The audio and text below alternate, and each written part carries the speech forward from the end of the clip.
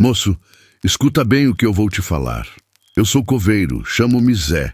Essa vida de lidar com a terra fria e o silêncio dos mortos nunca me deu medo. Medo a gente pega é do vivo. Mas o que aconteceu naquela noite de lua cheia, no turno das 2 às 4 da manhã, não era nem vivo nem morto. Era outra coisa. Uma coisa que quebra todas as regras que a gente aprende. O cemitério da cidade, aqui no interior, é pequeno. A gente se acostuma com os barulhos da noite. Coruja, vento na cruz, galho, estala. Eu estava lá, sentado na casinha do guarda, fazendo meu café ralo, olhando o relógio. Era só mais um plantão, pensava eu. Estava tudo quieto demais, um silêncio pesado que parecia engolir o som da minha própria respiração. A única luz vinha da minha lanterna, porque a iluminação pública falha sempre, e a neblina rasteira cobria as lápides como um lençol sujo, frio e úmido. Eu tinha o celular na mão, bobagem, olhando vídeo de gente que vive na cidade grande enquanto esperava o tempo passar. Foi quando eu escutei um som. Não era de bicho, nem de gente caminhando na brita. Era um som úmido, vindo de longe, como se a terra estivesse sendo puxada. Lentamente, como se algo estivesse se arrastando para fora do lugar onde devia descansar. Um esforço bruto e desesperado. Meu sangue gelou na hora. Juro por Deus que primeiro eu pensei que era algum baderneiro tentando profanar um túmulo novo ou roubar alguma joia de defunto. Peguei o facão que deixo encostado na parede. Precaução. De quem vive no mato e não confia na cidade. E a lanterna. Fui devagar, passo a passo, a neblina ficando mais grossa e densa, o cheiro de terra molhada e flores velhas e murchas impregnando o ar pesado. Cheguei perto da parte mais antiga, onde o portão de ferro enferrujado geme se você encostar nele sem querer. E ali estava. Um caixão aberto e uma sombra disforme, lutando com agonia para sair da cova profunda. Eu não corri, juro que não consegui mexer as pernas. Meu corpo travou completamente, mas meus dedos, por puro instinto de registro da minha morte iminente, ligaram a câmera do celular. O que eu filmei ali, meu amigo? Rapaz, eu não desejo para o meu pior inimigo, nem para o vizinho que me deve dinheiro. Eu vi a carne mudar, o osso quebrar e se reorganizar num processo violento. Eu gravei a transformação completa. Eu juro que eu gravei. E é sobre essa noite de horror que eu preciso falar com a verdade na garganta.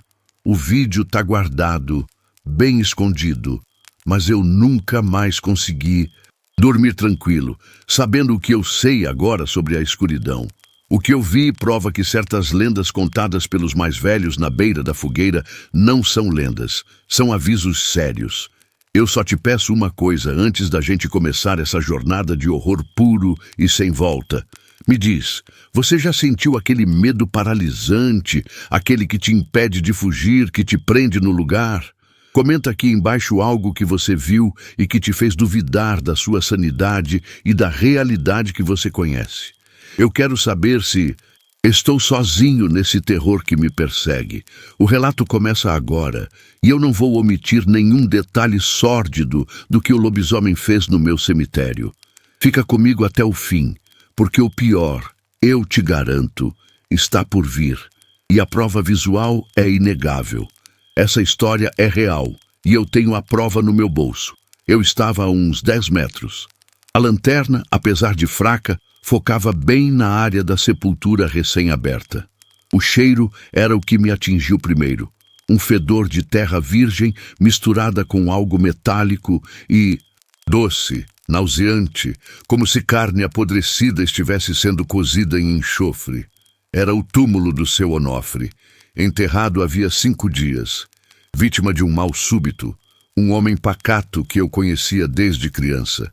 A tampa do caixão, feita de pinho barato, estava jogada de lado, com os pregos retorcidos para fora. Não havia sinal de alavancagem humana. Parecia que a tampa tinha sido chutada ou empurrada com força de dentro para fora, numa explosão de desespero. Olhei para a vala. A sombra disforme se movia na lama úmida do fundo. Não conseguia distinguir o que era, só um volume grande, pesado, lutando. Eu estava paralisado. Meu instinto gritava: corra! Mas a curiosidade mórbida, o horror que se desenrolava, me manteve preso. Eu sabia, com a certeza fria que só a morte iminente traz, que aquilo não era um profanador, nem um animal. Era o que estava dentro do caixão. Meu celular estava ligado, a luz da tela refletindo a sujeira da minha mão. Eu me abaixei ligeiramente, usando um arbusto seco como cobertura, tentando estabilizar a filmagem.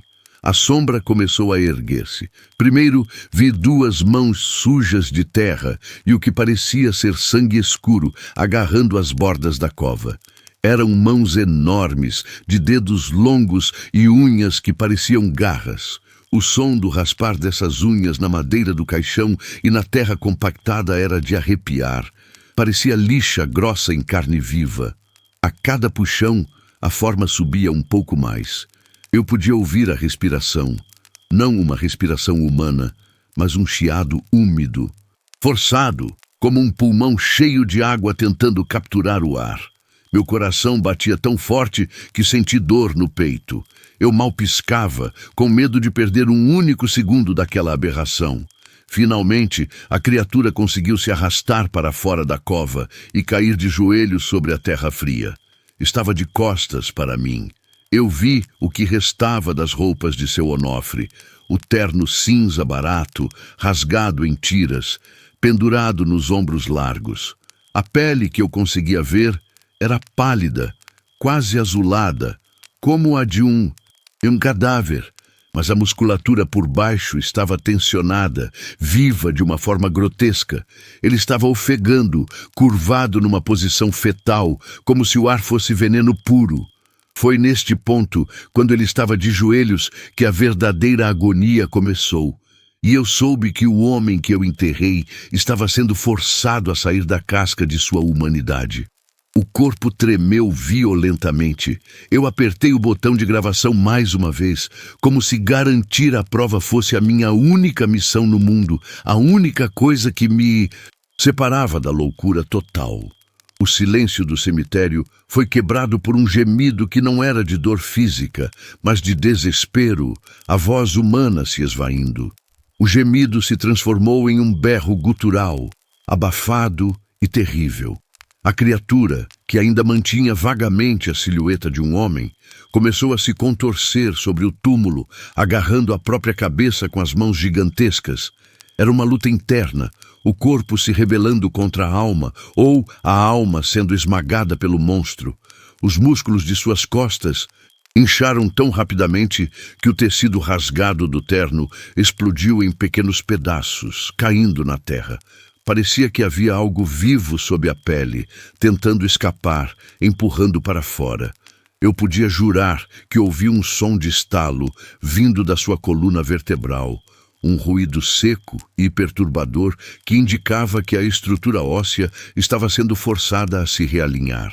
A pele começou a mudar de cor, deixando o tom cadavérico e assumindo um avermelhado intenso, como se uma febre brutal estivesse consumindo a forma. O vapor subia do corpo no ar frio da noite. Era surreal. Parecia um filme de terror em câmera lenta, mas o cheiro de suor, sangue e carne superaquecida era real e me atingia em ondas. Meus olhos estavam fixos no ponto onde a pele das costas se unia ao pescoço. Foi ali que começou a aparecer. Pequenos pontos escuros, como farpas, brotaram rapidamente. Não era cabelo, era pelo, denso, escuro, grosso, crescendo de forma exponencial, cobrindo a nuca e se espalhando como uma mancha de tinta em direção aos ombros. Em menos de 30 segundos, a parte superior das costas estava coberta por uma pelagem preta e lustrosa que parecia molhada e oleosa. O homem, ou o que restava dele, caiu de lado e agora eu podia ver seu rosto. Não era seu Onofre, ou era, mas distorcido pela dor máxima. Os olhos estavam esbugalhados, injetados de sangue, e a boca estava aberta num grito mudo e agonizante.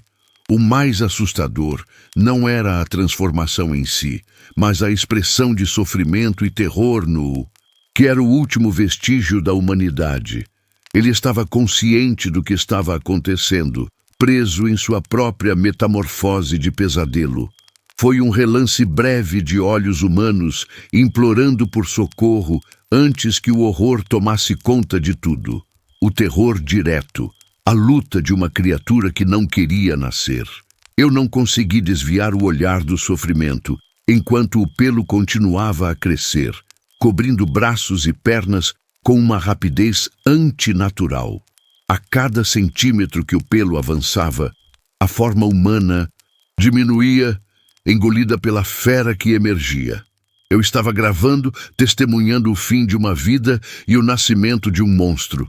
E a única coisa que impedia minha sanidade de quebrar era o foco em manter o celular firme, capturando a evidência, a prova irrefutável de que o mal era físico e real.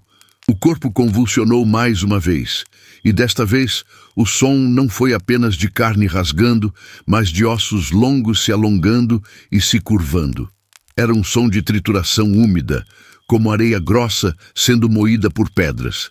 A estrutura esquelética estava sendo desmantelada e reconstruída em tempo real, ali na minha frente, no meio da escuridão e da neblina fria.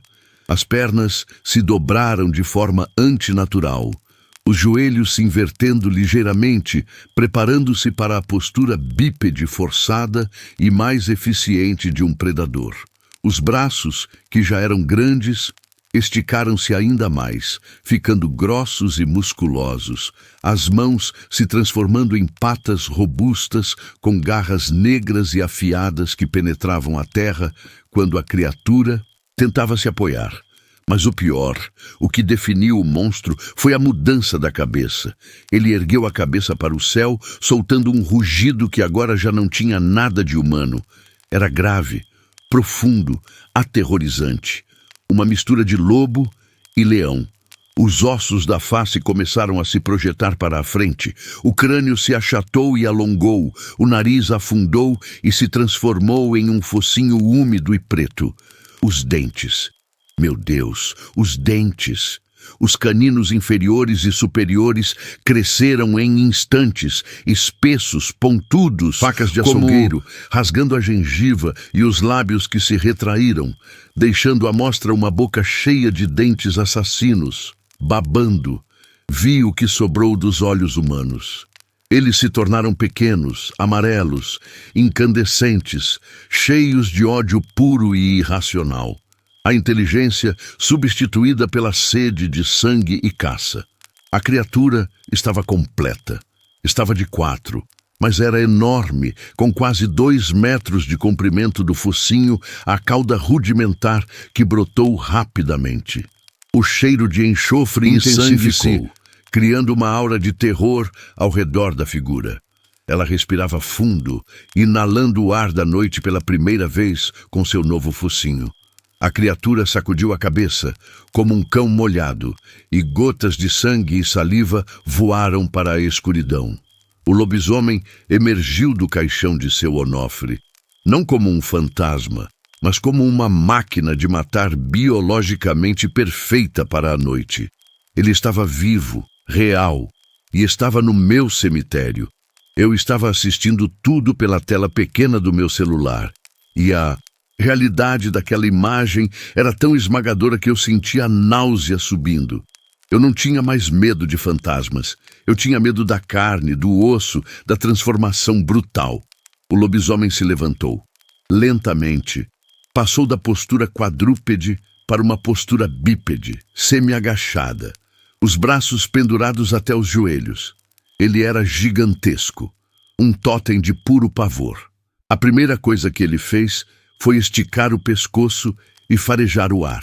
E então, ele girou a cabeça na minha direção. Os olhos amarelos me encontraram na escuridão, apesar da distância. Era um olhar que não via, mas que sabia. Ele sabia exatamente onde eu estava escondido, a cerca de 10 metros de distância, atrás do arbusto seco. Não houve hesitação, nem dúvida. O reconhecimento foi instantâneo, a certeza do predador que identifica sua presa. Ele soltou um rugido baixo, mas que vibrou no chão e no meu peito, um som que prometia violência e uma morte dolorosa. Eu devia ter gritado, jogado o facão e corrido desesperadamente. Mas o medo me pregou no lugar. Eu estava de joelhos, com o celular ainda apontado, gravando a prova da minha própria desgraça. A criatura começou a caminhar. Não correu, e isso foi o mais aterrorizante. Ela caminhou lentamente, com passos largos e pesados, esmagando a brita e a terra dos túmulos. Cada passo era deliberado, a certeza de que eu não iria a lugar nenhum. Era a caçada pela humilhação. Eu sentia a urina quente nas minhas calças, mas não conseguia me mexer, apenas observar a aproximação lenta e implacável. Eu via a musculatura das pernas flexionando sob a pelagem escura, a cabeça baixa, farejando o ar, mas os olhos fixos em mim. Quando ele estava a uns 5 metros, eu finalmente quebrei o feitiço do pavor. Soltei o ar que estava prendendo e comecei a rastejar para trás, sem tirar os olhos da tela do celular, que registrava tudo. Eu não podia me levantar. O lobisomem era muito rápido. Se eu tentasse correr, ele me alcançaria em 2 passos. Rastejando, talvez eu tivesse uma chance ínfima de me perder entre as lápides e as árvores do limite do cemitério. Ele acelerou um pouco o passo, percebendo que a presa se movia, mas ainda mantendo o ritmo lento e cruel. O som de suas garras raspando na pedra das lápides era ensurdecedor na noite quieta.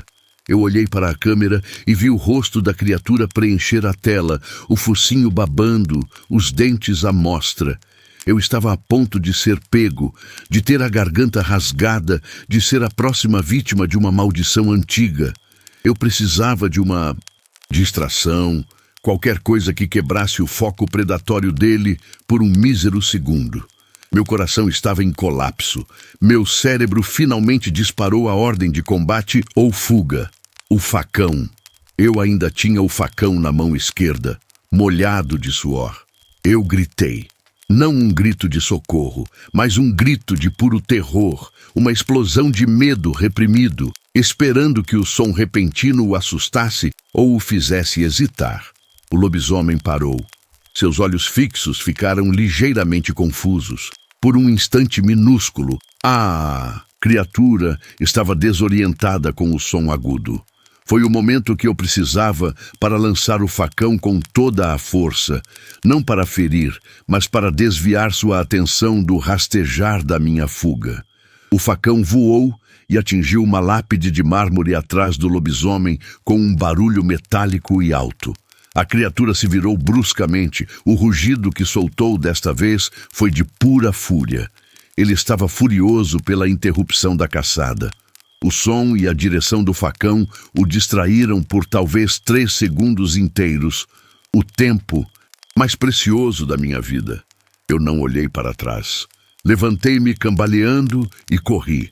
Corri como nunca havia corrido, entre as sepulturas, pulando os pequenos canteiros de flores secas e as cruzes de ferro.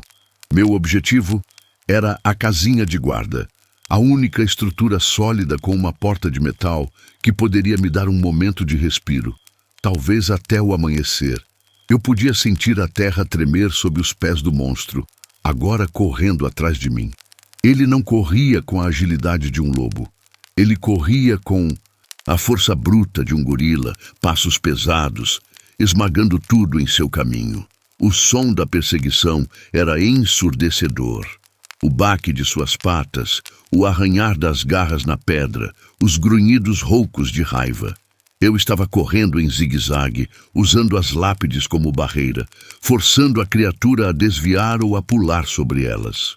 Eu ouvi um som de mármore estilhaçando atrás de mim, prova de que ele não estava hesitando em destruir as sepulturas para me alcançar.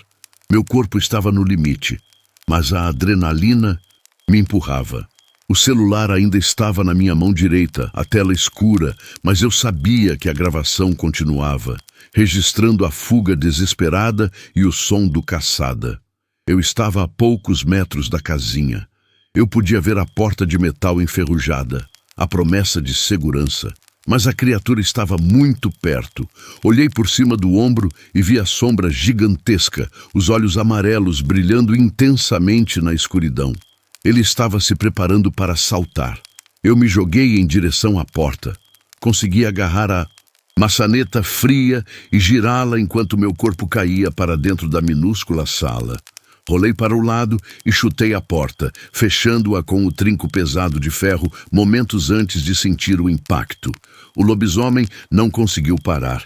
Ele bateu na porta com uma força descomunal. O metal gemeu, o quadro da porta dobrou ligeiramente e o som foi tão violento que eu pensei que a estrutura toda desabaria. Eu estava deitado no chão frio, ofegando, ouvindo a criatura bater e arranhar a porta repetidamente, tentando arrombá-la, seus grunhidos de frustração enchendo o pequeno espaço. Eu havia sobrevivido por um triz, encurralado, mas vivo, com a prova do inferno em minhas mãos suadas. Eu rastejei para debaixo da velha escrivaninha de madeira que ficava no canto da casinha, o celular apertado contra o peito.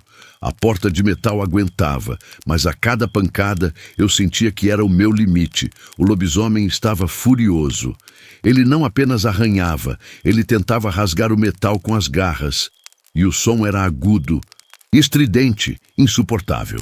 Eu podia ouvir a respiração pesada da criatura do lado de fora. Sentia o cheiro forte e selvagem que vinha pelas frestas.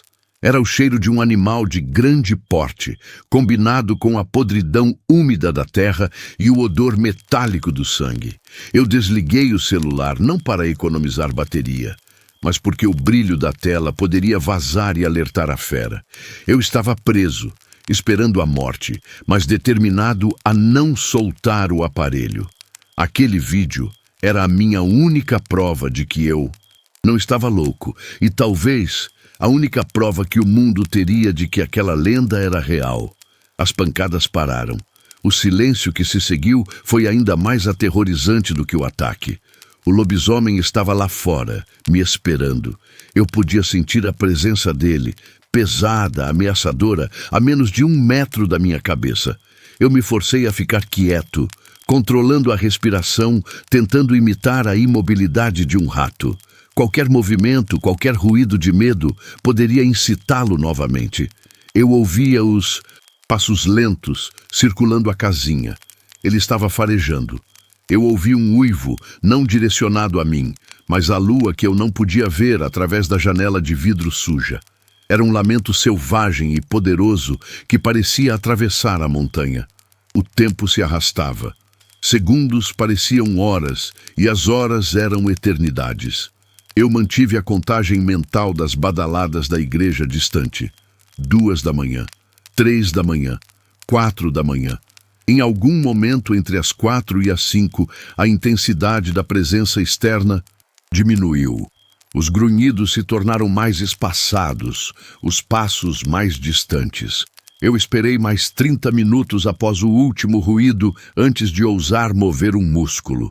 Quando os primeiros raios de luz cinzenta da aurora começaram a filtrar-se pela janela embaçada, o terror se transformou em exaustão. Eu sabia que havia acabado por enquanto. O lobisomem é uma criatura da noite. A luz do sol o havia mandado de volta para onde ele veio. Eu estava a salvo, mas com um conhecimento que me condenava. Eu peguei o celular e assisti à filmagem, do começo ao fim. A transformação, a fúria, o ataque à porta, estava tudo lá. Eu não estava louco. O vídeo era real. A criatura que saiu do caixão era real. Eu passei o resto da manhã limpando o suor frio e a lama do meu corpo, o celular em segurança no bolso, sabendo que eu tinha sobrevivido à pior noite da minha vida. Eu tinha a prova, mas o monstro sabia quem era o coveiro que o filmou. Eu fiquei encolhido ali, atrás daquela porta de lata fina, e enferrujada, ouvindo os arranhões guturais e os grunhidos selvagens do lado de fora até que o sol viesse e tocasse a terra. Quando os primeiros raios de luz quente tocaram a grama orvalhada do cemitério, o barulho cessou abruptamente. O silêncio voltou, mas não era o silêncio reconfortante de antes da noite de horror. Era um silêncio carregado de ameaça, uma promessa de retorno e vingança. Saí da casinha com o facão que eu recuperei perto de onde o monstro havia arremessado o meu primeiro, tremendo tanto que mal conseguia firmar o passo. O que restou no local da transformação? Apenas a terra revirada brutalmente, a tampa do caixão despedaçada em lascas, uma pilha de ossos que não pareciam pertencer a um único esqueleto, e um odor forte e fétido que nunca mais saiu da minha memória olfativa. Eu não contei nada para ninguém na delegacia, porque quem, em sã consciência, acreditaria no coveiro caipira que jura ter filmado a transformação de um lobisomem que saiu de um caixão? Seria internado por delírio. O vídeo está comigo. Ele é a minha cruz e a minha maldição. Eu o guardei como um tesouro profano. Toda noite de lua cheia, eu sinto o cheiro, mesmo que esteja a quilômetros de distância, e a ansiedade me consome. Eu abandonei meu trabalho. Não consigo mais sequer pisar num cemitério. Eu mudei de cidade, vendi o pouco que eu tinha, mas o horror me acompanha, grudado na minha sombra. O que eu vi não foi uma criatura descontrolada pela natureza. Foi uma criatura inteligente, cheia de raiva e de uma maldade antiga e calculista. Eu sinto, no fundo da minha alma, que ele sabe que eu tenho a prova, que eu o filmei em seu momento mais vulnerável e que ele está me caçando lentamente, esperando a hora certa para me fazer silenciar para sempre. O horror verdadeiro não está só na transformação biológica, mas na certeza de que há coisas rastejando nas margens da nossa realidade, prontas para nos puxar para o escuro e nos destruir. Guardei o celular numa caixa de chumbo, lacrada com concreto, mas o vídeo roda na minha mente sem parar, noite após noite. Se você está vendo este relato, eu peço que guarde bem esta história. Se algo acontecer comigo, você saberá o porquê da minha morte violenta e repentina. Eu não estou contando uma lenda para te assustar, eu estou te avisando de um perigo real. Olhe para a lua com desconfiança e medo. Ele está por aí, e ele sabe quem eu sou e o que eu gravei. Durma bem se conseguir. Eu nunca mais consegui. O caçador que eu filmava agora sou eu, caçado pela imagem que tenho de uma fera nascida da morte e da escuridão eterna. O medo é palpável. Ele está respirando lá fora, e ele está esperando pacientemente que eu baixe a guarda para me pegar.